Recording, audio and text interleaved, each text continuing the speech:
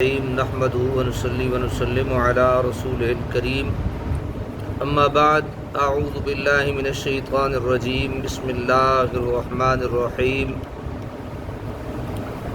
محمد رسول الله صدق الله العظيم ان الله وملائكته يصلون على النبي يا ايها الذين امنوا صلوا عليه وسلموا تسليما اللهم صل على سيدنا ومولانا محمد وعلى آل سیدنا و مولانا محمد وبارک وسلم وصلی علیہ۔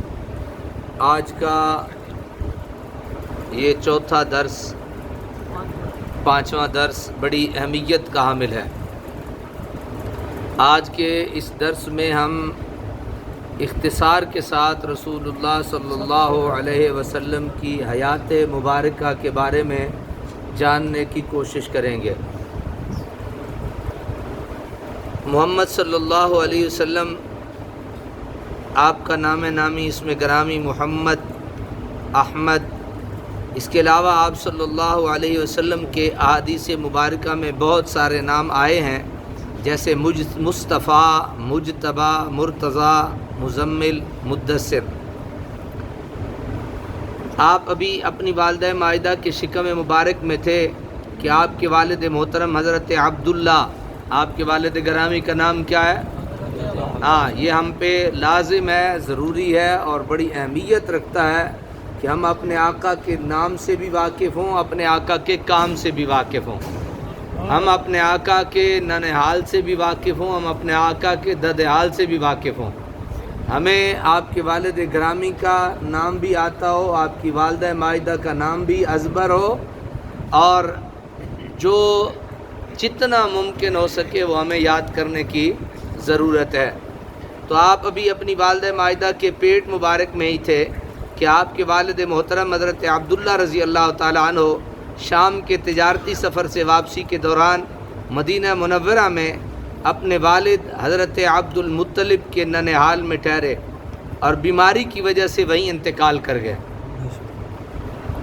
آپ صلی اللہ علیہ وسلم کی ولادت باسعادت، آپ صلی اللہ علیہ وسلم کی ولادت باسعادت 12 ربیع الاول، 12 ربیع الاول، یہ جو ماہ چل رہا ہے ربیع الاول شریف، اس کی 12 کو بروز پیر، دن کون سا تھا؟ پیر۔ اور عیسوی تاریخ کیا تھی پتہ ہے کسی کو؟ میں نے بتایا ہوا ہے آپ کو، 20 اپریل، 20 اپریل سن 571 عیسوی، 12 ربیع الاول اور 20 اپریل سن 571 عیسوی، یہ میرے اور آپ کے پیارے آقا کی ولادت باسعادت ہے۔ جس طرح ہمیں اپنے بچوں کی، ہمیں اپنی شادیوں کی ڈیٹیں، ہمیں اپنی تمام تواریخ جس طرح ازبر ہیں، آج سے آپ یہ بھی یاد کر لیں کہ ہمارے آقا صلی اللہ علیہ وسلم کی ولادت باسعادت کب ہے؟ 20 اپریل سن 571 عیسوی، 571 آپ کی تاریخ ولادت ہے۔ اس کے علاوہ مورخین نے 9، 8 اور 11 ربیع الاول بھی لکھا ہے، مگر زیادہ راجح 12 ربیع الاول ہی ہے، کیونکہ مکہ شریف کے لوگ اسی تاریخ کو ہمیشہ میلاد مناتے تھے۔ نسب نامہ شریف، والد ماجد کی طرف سے حضرت محمد صلی اللہ علیہ وسلم بن عبداللہ، آپ کے والد گرامی کا نام کیا تھا؟ عبداللہ۔ آپ کے دادا جی عبد المطلب، آپ کے والد گرامی ہاشم، ہاشم کے والد گرامی عبد مناف، آپ کے والد قسی، آپ کے کلاب بن مرہ بن کعب بن لوئی بن غالب بن فار بن مالک بن ندر بن کنانہ بن حزیمہ بن مدرکہ بن الیاس بن بدر بن نزار بن معدن بن معد بن عدنان، یہ آپ کے والد گرامی کا شجرہ شریف ہے، نسب نامہ ہے۔ نسب نامہ شریف والدہ مائدہ کی طرف سے حضرت محمد بن حضرت آمنہ بن وہب بن عبد مناف بن زہرہ بن کلاب بن مرہ پر آ کر آپ صلی اللہ علیہ وسلم کے والدین کا نسب مل جاتا ہے، یعنی اوپر چلتے جاتے ہیں تو جو مرہ بابا جی اوپر تھے ان تک آپ کی والدہ ماجدہ بھی اور آپ کے والد ماجد یہاں تک مل جاتے ہیں، اور مرہ سے ان دونوں کا قبیلہ اور خاندان ایک چلا آ رہا ہے۔ آپ صلی اللہ علیہ وسلم کے چچا حارث، ابو طالب، زبیر، حمزہ، عباس، ابو لہب، غیداق، مقوم اور مقوم دونوں پڑھے گئے، ضرار، قسم، عبد کعبہ اور جہل۔ ان میں سے صرف حضرت حمزہ اور حضرت عباس رضی اللہ عنہما نے اسلام قبول فرمایا۔ آپ صلی اللہ علیہ وسلم کی پھوپھیاں عاتقہ، امیمہ، ام حکیم، برہ، صفیہ، عروہ آپ کی رضائی مائیں جن سے آپ نے دودھ نوش فرمایا، جن کی چھاتیوں سے آپ صلی اللہ علیہ وسلم نے جن مقدس عورتوں کا دودھ نوش فرمایا وہ یہ ہیں: حضرت آمنہ، حضرت صوبیہ، حضرت حلیمہ سعدیہ، حضرت ام ایمن۔ آپ نے ان 4 خواتین کا دودھ ان کی چھاتی سے نوش فرمایا۔ ہمارے ہاں جو مشہور تر ہے اور جن کے بہت زیادہ واقعات اور قصے ہیں، ان کا نام نامی اسم گرامی کیا ہے؟ حضرت حلیمہ سعدیہ، حضرت حلیمہ سعدیہ۔ اور جس طرح نسبی یعنی ماں باپ کی طرف سے رشتے جیسے حرام ہوتے ہیں، اسی طریقے سے وہی رشتے دودھ پینے پلانے والی ماؤں کے بھی انسان پہ کیا ہوتے ہیں؟ حرام ہوتے ہیں۔ ولادت کا پہلا سال آپ صلی اللہ علیہ وسلم نے 2-3 روز اپنی والدہ محترمہ کا دودھ نوش فرمایا، اس کے بعد چند دن حضرت سویبہ کا دودھ پیا، پھر ولادت طیبہ کے 1 ہفتہ کے بعد عرب کے دستور کے مطابق دودھ پلانے کے لیے حضرت حلیمہ سعدیہ کے سپرد کر دیے گئے۔ آپ صلی اللہ علیہ وسلم 2 سال تک حضرت حلیمہ کے گھر رہے، پھر جب دودھ پینے کا زمانہ ختم ہو گیا تو حضرت حلیمہ آپ کو لے کر آپ کی والدہ حضرت آمنہ کے پاس لے آئیں اور ان سے درخواست کی کہ کچھ دن اور حضور کو میرے گھر پہ رہنے دیں۔ چنانچہ پھر وہ آپ کو واپس اپنے گھر لے آئیں، لیکن ولادت کے 3 سال جب فرشتوں نے پہلی بار آپ صلی اللہ علیہ وسلم کا سینہ چاک کیا تو اس واقعے سے گھبرا کر ہی چند ہی دنوں بعد دوبارہ آپ صلی اللہ علیہ وسلم کی والدہ محترمہ کے سپرد کر دی۔ اس طرح اپنی والدہ محترمہ کے آغوش محبت میں آ گئے۔ ولادت کا 6واں سال، ولادت کا 6واں سال آپ صلی اللہ علیہ وسلم کی عمر مبارک 6 سال کی ہوئی تو آپ کی والدہ کا انتقال ہو گیا۔ اس کے بعد آپ صلی اللہ علیہ وسلم کی پرورش آپ کے دادا حضرت عبد المطلب نے فرمائی، لیکن 2 سال کے بعد آپ کے دادا کا بھی وصال ہو گیا، یعنی جب آپ کی عمر 8 سال ہوئی تو آپ کے دادا کا وصال ہو گیا۔ اس کے بعد آپ صلی اللہ علیہ وسلم کی پرورش کی ذمہ داری آپ صلی اللہ علیہ وسلم کے شفیق چچا ابو طالب نے ادا فرمائی۔ ولادت کا 13واں سال جب آپ صلی اللہ علیہ وسلم کی عمر 13 سال کی ہوئی تو پہلی بار اپنے چچا ابو طالب کے ساتھ ملک شام کا سفر کیا۔ اسی سفر میں بحیرہ رائب کا واقعہ پیش آیا۔ پھر 23 سال کی عمر میں آپ صلی اللہ علیہ وسلم نے ملک شام کا دوسرا سفر بغرض تجارت حضرت خدیجہ الکبریٰ رضی اللہ عنہا کا مال لے کر ان کے غلام میسرہ کے ساتھ کیا۔ کتنے سفر کیے رسول اللہ نے؟ 2 شام کی طرف، ایک 13 سال کی عمر میں اور دوسرا 23 سال کی عمر میں۔ ولادت کا 25واں سال آپ صلی اللہ علیہ وسلم نے 25 سال کی عمر میں حضرت خدیجہ الکبریٰ رضی اللہ عنہا سے نکاح فرمایا۔ اس وقت حضرت خدیجہ رضی اللہ عنہا کی عمر 40 سال کی تھی اور وہ بیوہ تھیں۔ جب تک حضرت خدیجہ باحیات رہیں آپ صلی اللہ علیہ وسلم نے دوسرا نکاح نہیں فرمایا۔ آپ صلی اللہ علیہ وسلم کی تمام بیویوں کے نام مدرج ذیل ہیں۔ آپ کی بیویوں کے نام سنیے جی: حضرت خدیجہ، حضرت سودا، حضرت عائشہ، حضرت حفصہ، حضرت ام سلمہ، حضرت ام حبیبہ، حضرت زینب بنت جاش، حضرت زینب بنت خزیمہ، حضرت میمونہ، حضرت جویریہ، حضرت صفیہ بنت حی بن اخطب رضی اللہ تعالی عنہن۔ یہ رسول اللہ صلی اللہ علیہ وسلم کی 11 بیویاں تھیں۔ آپ کی پہلی بیوی کا نام کیا ہے؟ حضرت خدیجہ الکبریٰ رضی اللہ تعالی عنہ۔ آپ بیوہ تھیں، آپ کی عمر 40 سال تھی اور رسول اللہ صلی اللہ علیہ وسلم کی عمر کتنی تھی؟ 25 سال۔ یہ مجھے یاد کروائیے گا، رسول اللہ کی عمر پہ میں ایک بات کروں گا۔ آپ صلی اللہ علیہ وسلم کی لونڈیاں حضرت ماریہ قبطیہ، حضرت ریحانہ، حضرت نفیسہ، ایک اور باندی تھیں جن کا نام جو ہے وہ کتب میں مذکور نہیں۔ آپ صلی اللہ علیہ وسلم کے صاحبزادے حضرت قاسم، آپ ہی کی مناسبت حضور صلی اللہ علیہ وسلم کی اپنی کنیت ابو قاسم رکھی۔ حضرت عبداللہ رضی اللہ عنہ، آپ طیب و طاہر کے لقب سے بھی جانے جاتے تھے۔ آپ کا نام عبداللہ تھا، طیب بھی کہتے تھے اور طاہر بھی کہتے تھے۔ حضرت ابراہیم، کتنے بیٹے ہو گئے آپ کے؟ کون کون سے؟ حضرت قاسم، حضرت عبداللہ اور حضرت ابراہیم، یہ 3 بیٹے۔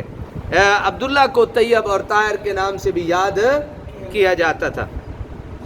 آپ صلی اللہ علیہ وسلم کی صاحبزادیاں حضرت زینب، حضرت رقیہ، حضرت ام کلثوم، حضرت فاطمہ زہرا سلام اللہ علیہا، یہ 4 آپ کی صاحبزادیاں تھیں، حضرت زینب، حضرت ام کلثوم، حضرت فاطمہ اور حضرت رقیہ۔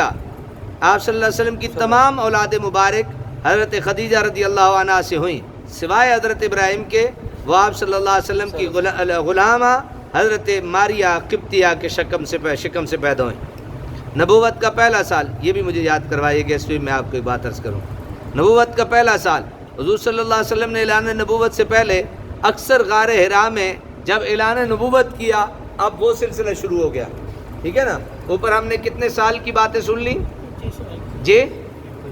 25، حضور صلی اللہ علیہ وسلم کی عمر کے 25 سال۔ اب کیا آ گئی آگے؟ نبوت کا پہلا سال، 40ویں کے بعد۔ حضور صلی اللہ علیہ وسلم نے اعلان نبوت سے پہلے اکثر غار حرا میں جا کر اللہ کی عبادت میں مشغول رہتے تھے۔ جب آپ صلی اللہ علیہ وسلم کی عمر مبارک 40 سال کی ہوئی تو غار حرا میں پہلی بار آپ پر وحی کا نزول ہوا، جس میں سورہ علق کی پہلی 5 آیتیں تھیں۔ پھر آپ صلی اللہ علیہ وسلم کو اس صفا پر چڑھ کر اپنی نبوت کا اعلان فرمایا۔ شروع میں حضرت خدیجہ رضی اللہ عنہا، سیدنا صدیق اکبر، سیدنا علی المرتضیٰ، حضرت زید بن حارثہ رضی اللہ عنہ نے اسلام قبول کیا، اور حضرت ابوبکر صدیق رضی اللہ تعالیٰ عنہ کے گھر میں دینی تعلیم و تربیت کی سب سے پہلی درسگاہ قائم ہوئی۔ کس کے گھر میں؟ حضرت سیدنا صدیق اکبر کے گھر میں۔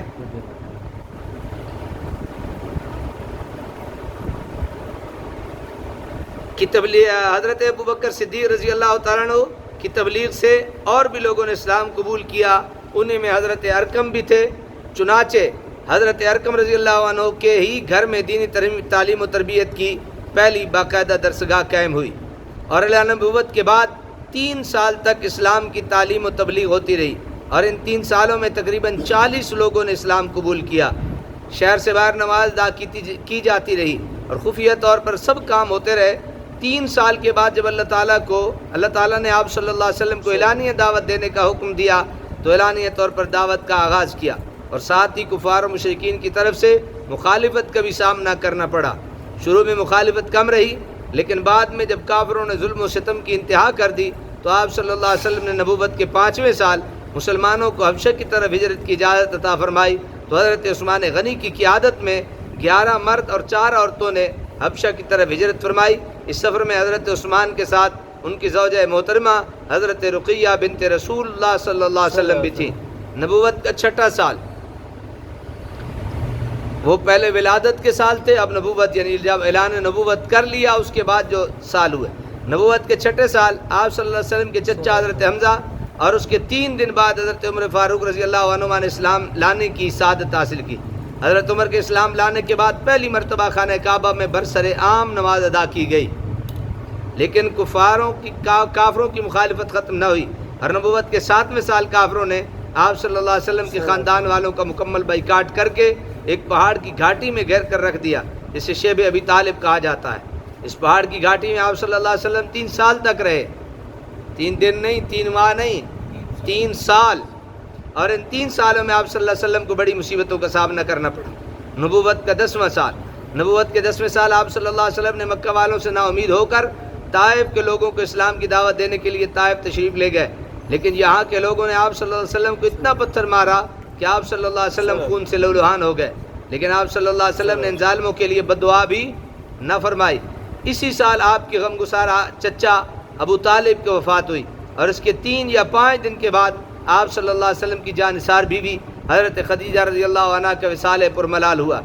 اس سال آپ کو پے در پے کئی گہرے غم پہنچے، اسی وجہ سے اس کو عام الحزن یعنی غم کا سال رکھا گیا۔ اسی سال آپ صلی اللہ علیہ وسلم معراج میں بھی تشریف لے گئے، پھر نماز فرض ہوئی۔ نبوت کا 11واں سال، نماز کس سال فرض ہوئی؟ نبوت کے 10ویں سال، نبوت کا 11واں سال۔ نبوت کے 11ویں سال مدینہ شریف کے 16 لوگوں نے اسلام قبول کیا۔ پھر جب اللہ تعالیٰ آپ صلی اللہ علیہ وسلم کی نبوت کی شہرت ہوئی تو نبوت کے 12ویں سال مدینہ شریف کے تقریباً 90 لوگوں نے اسلام قبول کیا. آپ صلی اللہ علیہ وسلم کو مدینہ شریف آنے کی دعوت دی. نبوت کے 13واں سال آپ صلی اللہ علیہ وسلم نے کافروں کے شدید ظلم و ستم کو دیکھتے ہوئے مسلمانوں کو مدینہ شریف ہجرت کر کے جانے کی اجازت عطا فرمائی. چنانچہ مسلمان اپنا سب کچھ چھوڑ کے دین کی خاطر مدینہ شریف جانے لگے. اور ایک دن ایسا آیا کہ کافروں نے آپ صلی اللہ علیہ وسلم کو جان سے مارنے کا مکمل منصوبہ بنا لیا. تو آپ بھی حضرت ابوبکر کے ساتھ ہجرت کر کے مدینہ شریف چلے آئے.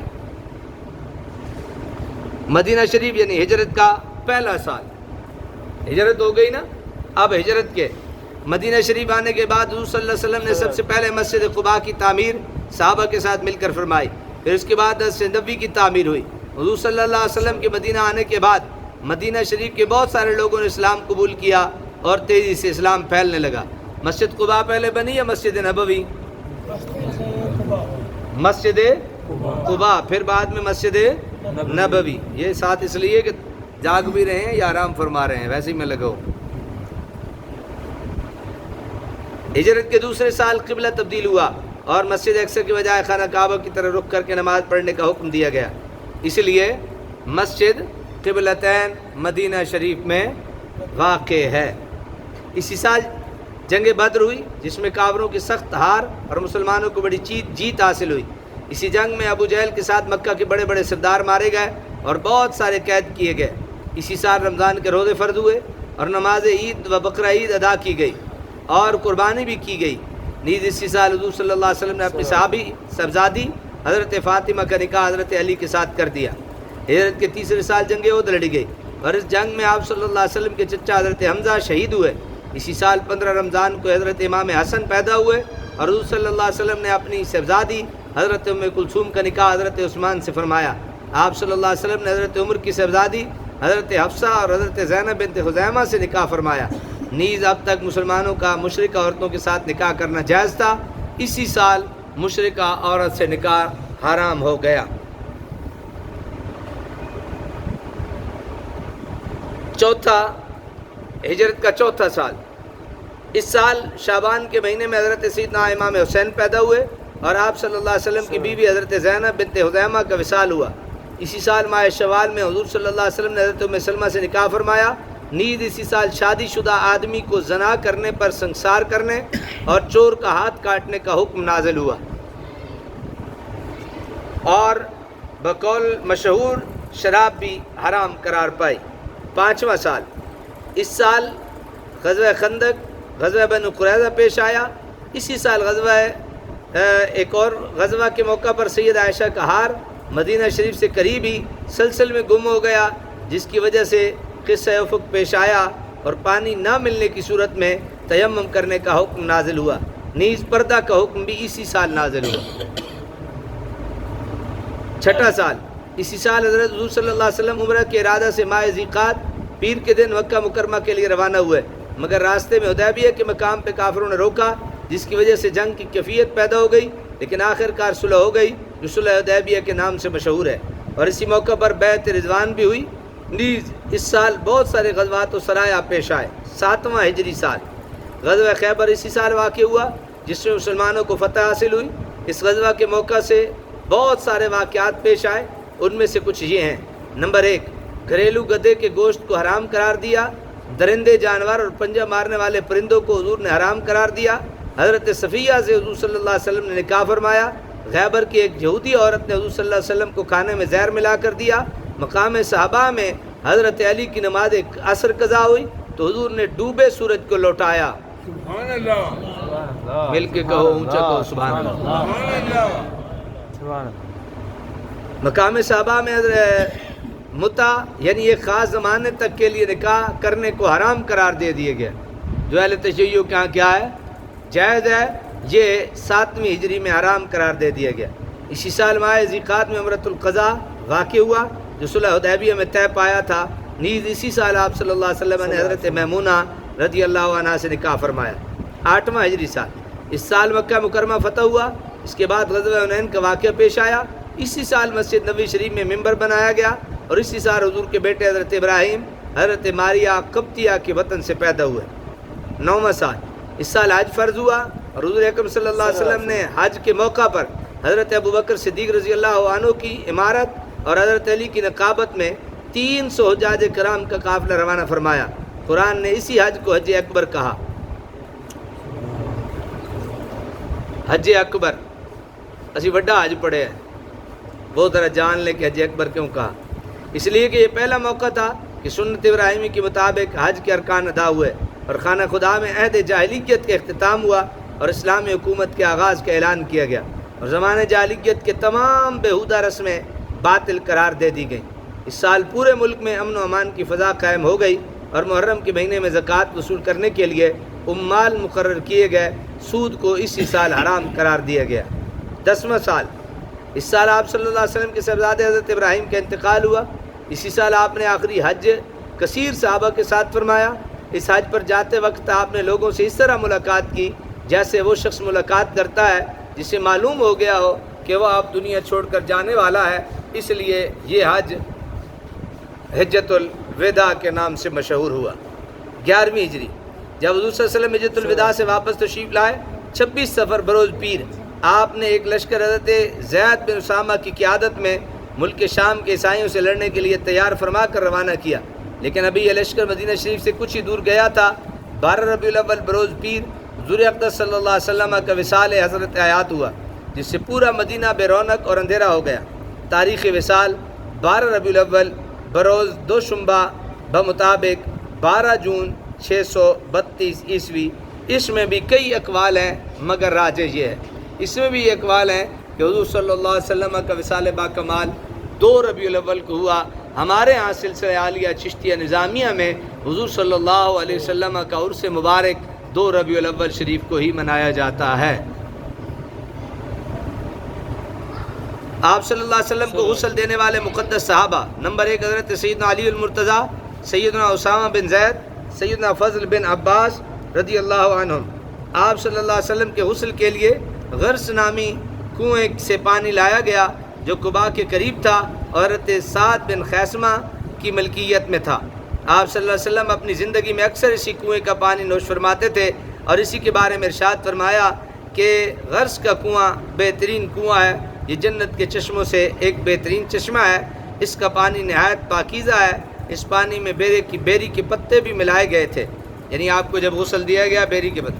کفن مبارک: آپ صلی اللہ علیہ وسلم کو 3 سفید کپڑوں میں کفن دیا گیا۔ یہ تینوں کپڑے یمن کے ایک جگہ سہول کے بنے ہوئے تھے، اسی مناسبت سے ان کپڑوں کو سہولیہ کہا جاتا ہے۔ نماز جنازہ کی کیفیت: اس بارے میں کئی اقوال ہیں مگر زیادہ راجح یہ ہے کہ جب جنازہ تیار ہو گیا تو پہلے مردوں نے، پھر عورتوں نے، پھر بچوں نے نماز جنازہ پڑھی۔ جنازہ مبارکہ کمرے کے اندر ہی تھا، باری باری تھوڑے تھوڑے لوگ اندر آتے جاتے اور نماز پڑھتے جاتے، لیکن کوئی امام نہ تھا، اور اس نماز میں دعا کی جگہ صحابہ نے درود شریف پڑھا۔ قبر انور: آپ صلی اللہ علیہ وسلم کا وصال ام المومنین سیدہ عائشہ صدیقہ رضی اللہ عنہ کے کمرے میں ہوا اور اسی کمرے میں آپ صلی اللہ علیہ وسلم کی قبر مبارک بنائی گئی۔ آپ صلی اللہ علیہ وسلم کی قبر مبارک کھودنے کا شرف حضرت ابو طلحہ رضی اللہ عنہ نے حاصل کیا، جو مدینہ شریف میں لاحد والی قبر کھودنے میں ماہر تھے۔ عمر شریف: حضرت انس بن مالک سے مروی ہے کہ نبی اکرم صلی اللہ علیہ وسلم کی عمر مبارک وصال کے وقت 63 سال تھی۔ حضرت ابوبکر اور حضرت عمر رضی اللہ عنہما نے 63 سال کی عمر میں وفات پائی۔ اللہ کریم ہمیں رسول اکرم صلی اللہ علیہ وسلم کی محبت میں جینا اور مرنا نصیب فرمائے۔